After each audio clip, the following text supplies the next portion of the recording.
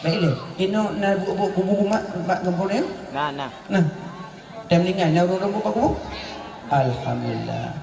Yang orang buat baik lagi engkau buat hana pahala. Engkau jaga kubur lagi.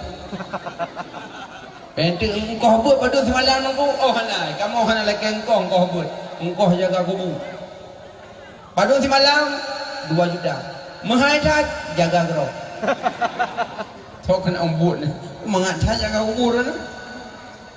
Makanya ni minta orang jaga kubur yang betul-betul itu buat. Pegang main Facebook aku kubur.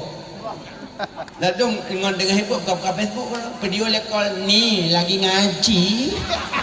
Empat aku kubur tak cenom yang tak botu. Ini lagi baca Quran soalnya aku kubur ni.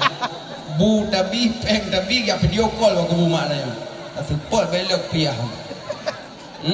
Minta yang betul-betul yang tim baca Quran. Menyo kena main Facebook watekakan jadual ganya gue kira-kira abang rumah cupo-cupo nampo ni dia main Facebook bro. Sebab ini kubu mak gok minang ke video call yang foto ni kuburan kan. Tentang gok. Makanya engkau jaga kubu mahal. Yang punya tabut bawa kuburan pergi mengada yang popo 2 malam menyo pol 8 pol kurung pol 10 mangak buat mentang na lewat-lewat Honda su motor mentang na urung wawa kita yang mentang Quran bak tengah belah dengar belah nongon Quran ada kubur mentang mata ada Quran Bismillahirrahmanirrahim apa-apa ramar Iza waqatil waqi'a laysa liwaqa'atiha kazibah. Oi guru kamu. Positif mata aman. Mentang duk menggugu. Poh 2 awat tu ana duk mengguguli pok-pok ruang. Gede zero. Yang pegah lah mangan. Nyo saya wai kalam bek pelung yu. Yang mata hanali di Quran, mata gede jumbasan. Kapol ni.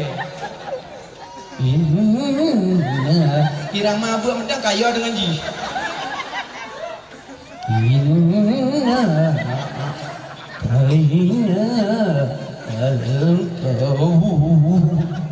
Ingon ni bodoh belekok licot di belum.